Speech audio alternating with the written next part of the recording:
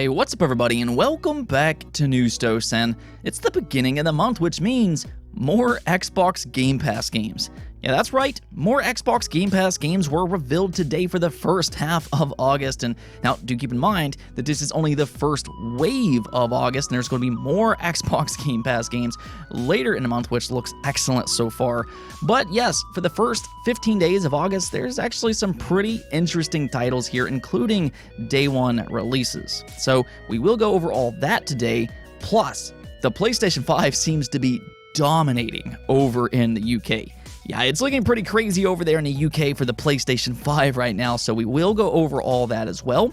But per usual, we have a lot of things to go over today, so let's just go ahead and get right into it, starting off with the new Xbox controller.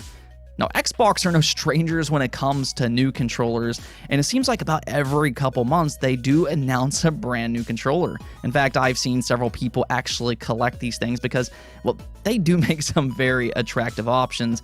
And well, this new one here, the Aqua Shift, is one of the most attractive options I've seen in quite a while. Yeah, it features a color-shifting blue shimmer that just looks really attractive, but I think what stands out about this controller in specific is actually its rubberized grips.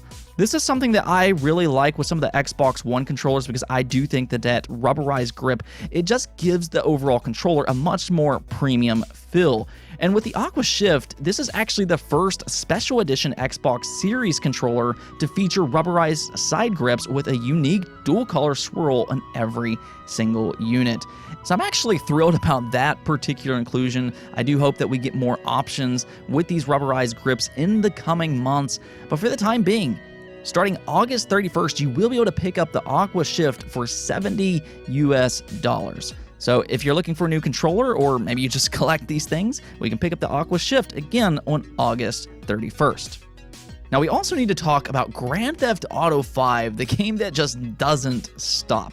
Now there are some games out there that just seems to last a really long time, such as Minecraft, and then you also have Grand Theft Auto 5. Grand Theft Auto 5 did launch back in 2013 for the PlayStation 3 and then the Xbox 360, and it sold really well. And then later on it came over to Xbox One and the PlayStation 4, and then also the PC. And Grand Theft Auto has always been a very popular franchise, but I think with Grand Theft Auto 5, because of its multiplayer has just been so exceptionally popular, it has just pushed Grand Theft Auto to new heights.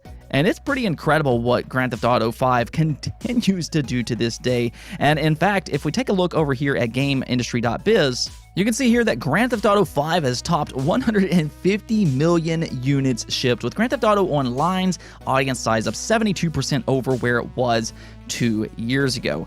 This is coming directly from Take-Two's first quarter financial report. And like I said, you can clearly see that Grand Theft Auto's Online has really just catapulted Grand Theft Auto 5 into new heights, but to see it sold 150 million units is absolutely crazy. I mean, this game within just the last year has probably sold more than most games that are brand new have been selling. It really is just very impressive. But this kind of brings us back over to the topic of Grand Theft Auto 6. A couple months ago, Jason Schreier did say that Grand Theft Auto 6 was still years away before it was actually going to release.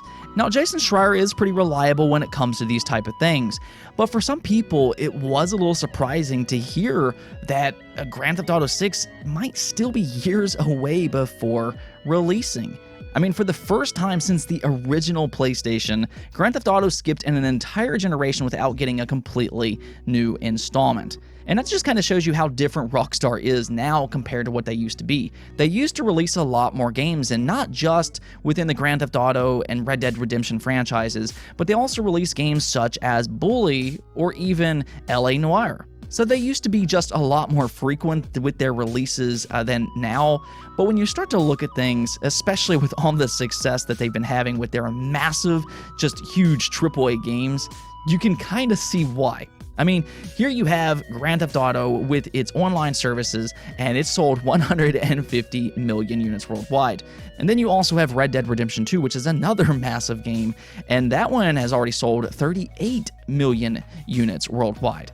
So with two games, they've sold 180 million games, and that's just so incredibly impressive. And with that amount of success, they have the luxury of just kind of taking their time on their next game and then making that the best they possibly can as well. I mean, they're probably looking at Grand Theft Auto 5, and with it still selling as well as it does, yeah, they're probably just sitting back like, okay, well, no rush. Let's just continue to make Grand Theft Auto 5 a good experience, and we'll take our time on Grand Theft Auto 6, and it'll come when it comes. Unfortunately, for those who are really excited for Grand Theft Auto 6, it does look like it's still years away, but yeah, big congrats to Rockstar on all their success with Grand Theft Auto 5, as well as Red Dead Redemption 2. Let's go ahead and take a look at Xbox Game Pass, though, as they revealed some games for the first half of August, and yeah, there's actually a few really good-looking titles here. Yeah, so let's just go ahead and check it out. You have Skate 3, Skate, Art of Rally, Dodgeball Academia, Katamari Damacy Reroll, Lumines Remastered, Hades, Curse of the Dead God Dead Cells Update, then you have Starmancer, and then the big one, you have Microsoft Solitaire Collection. Yeah, obviously the Solitaire Collection is the big one here that absolutely everybody needs to check out. I kid, of course. But really, there are some really good looking games here. Obviously, I think the big standout inclusion here would probably be Hades. This game did release last year for the Nintendo Switch and Steam, and it's easily one of the best games that released last year, and in fact, it won several Game of the Year awards. You don't usually see little independent games like this win a lot of Game of the Year awards, but because this game was so good, yeah, it won a lot of Game of the Year awards, and that's just kind of a testament to just how good this game actually is. Now, I personally have already played this game myself, as I do own it on the Nintendo Switch, and I can honestly say that the hype is well worth it. I don't even particularly like roguelikes most of the time, where you die and you have to start back at the beginning, but the way they handle it in Hades, it almost feels like you're being rewarded when you die, and the reason I say that is because there's an actual story here that's really well told thanks to just the well-crafted characters in its universe. So if you haven't played Hades already, do yourself a favor and check it out when it does release directly into Xbox Game Pass later this month. It does release on August 13th. And one game here that kind of caught my attention that's going a little bit under the radar right now would be Dodgeball Academia. And this is releasing directly into Xbox Game Pass day one on August 5th. That seems like it has a lot of personality, but you can see here that Dodgeball Academia is a mix of dodgeball with an RPG. That's an interesting and unique combo, and this is something that I always kind of say about Xbox Game Pass, but this is what I love about the service so much.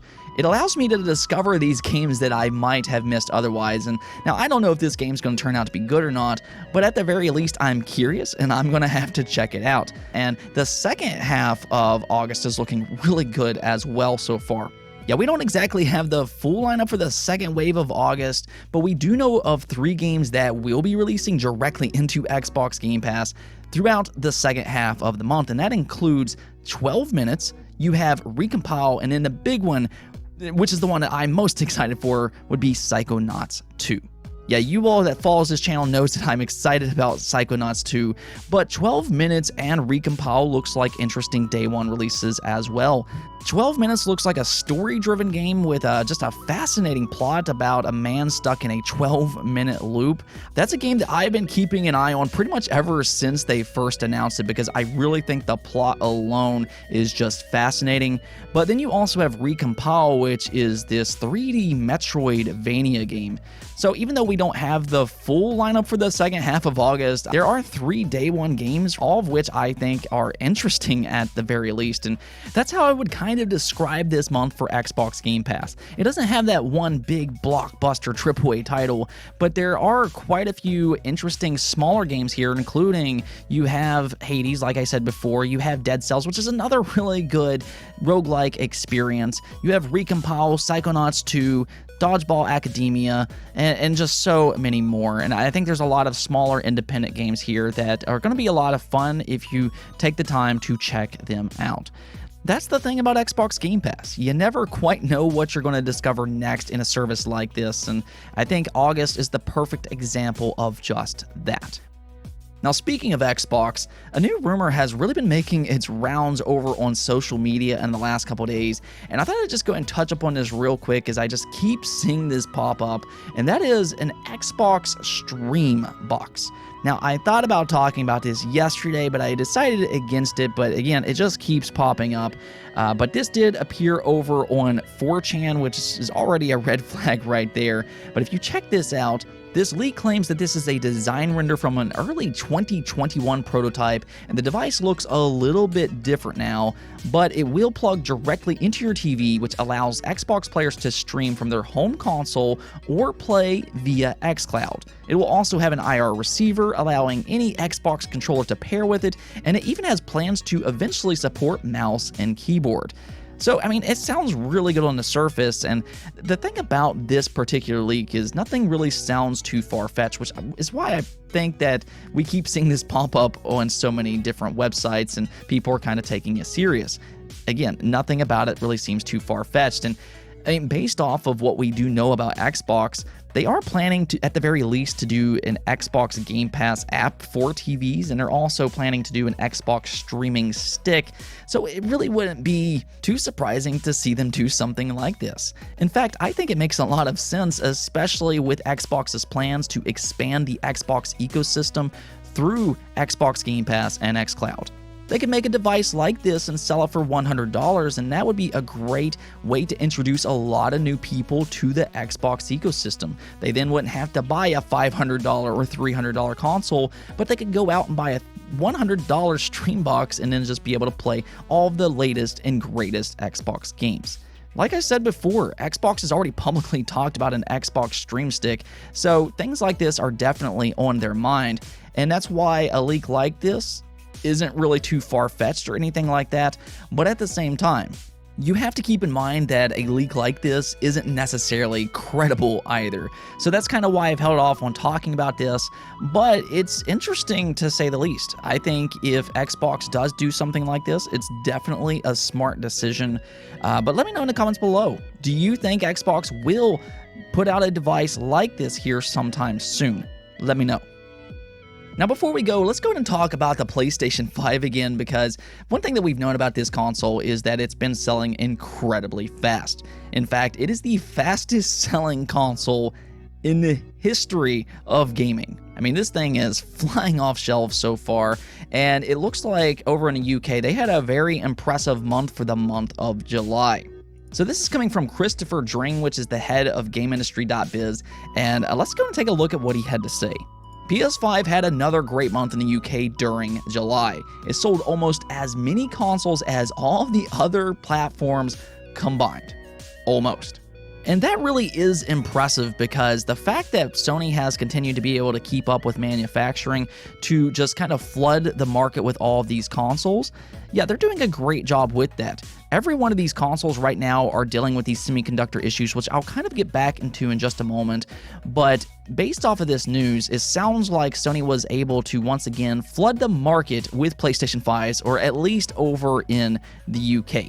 I think it just kind of shows you just how good of a job that they've been doing so far this generation with manufacturing these consoles. We did see here recently that they made a revision to the PlayStation 5 digital over in Japan, and one of the reasons that they did that was to increase manufacturing. So they really are trying their very hardest to meet this initial demand, so I think that's why in particular that this is impressive. Though that is important to keep in mind.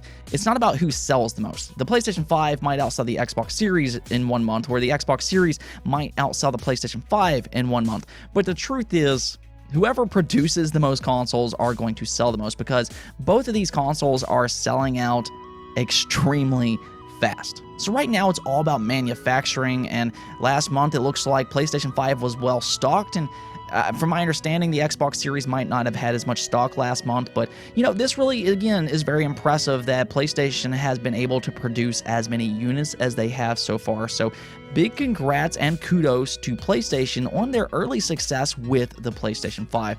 Hopefully they can continue to do that throughout the rest of the year, and maybe even ramp it up a little bit more heading into the holidays, as I really hope that we meet that initial demand soon. And onto the poll of the day, there's been a lot of excitement with Halo Infinite here recently. Seems like a lot of people came away very impressed with Halo Infinite's multiplayer and just how good it actually feels. So the hype is just going through the roof right now for Halo Infinite. And it got me to thinking, do Do you all think that Halo is still Xbox's most important franchise? So I thought I'd ask you all, and as of this recording, 67% of you said that yes, you think Halo is still Xbox's most important franchise. And the results here was really interesting to me because I don't actually agree here. But I'll kind of get back into that here in just a moment. But I mean, based off some of the comments, some of you all did mention just how iconic the Halo franchise is to Xbox, and obviously it is synonymous with the Xbox brand. Obviously, Halo is incredibly important to the Xbox brand, but I don't necessarily think it's the absolute most important release for the Xbox Series. I now think it's one of many important releases for the Xbox Series because they do now have 23 total studios. The Xbox Series is going to have a lot of big games it releases in its lifetime.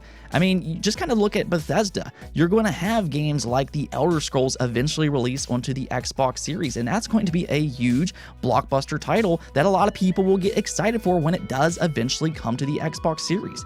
I mean, you can even kind of make a debate for Xbox Game Pass being incredibly important because that's going to push a lot of consoles. So this is just the way I kind of look at it. Halo Infinite, without a doubt, is the most important release for Xbox this year. But in order to have continued success, you're going to have to bring other big games year in and year out to continue to push consoles. So in 2021, Starfield might be the most important release for Xbox. Then in 2022, you might have something like, let's say, Fable, or you might have Perfect Dark. Those are going to be important releases for Xbox. So I just look at Halo Infinite as, yes, it's very important to Xbox, very obviously. It's iconic. It's this franchise that is synonymous with the Xbox brand, but I just think it's one piece of the whole that makes Xbox what it is. I mean, take a look at Nintendo as an example. Their two most iconic franchises would be Mario and then Zelda. Everybody kind of knows Mario and Zelda, but then you have this game called Animal Crossing New Horizons, which went on to sell 30+ million units. Yeah, it outsold your big 3D Mario game, and it outsold Zelda Breath of the Wild. So even though it wasn't necessarily the most iconic, it played a very important part in selling the Nintendo Switch. And that's kind of the way I look at Halo Infinite. Yes, it's the most iconic, but I just think it's one of the many important games that will release for the Xbox Series this generation. Anyways, though, that's it for this episode, but if you liked the video, don't forget the bell notification and subscribe button for more content just like this. Also, if you'd like to support the channel through Patreon, thank you for making this content possible. Peace out.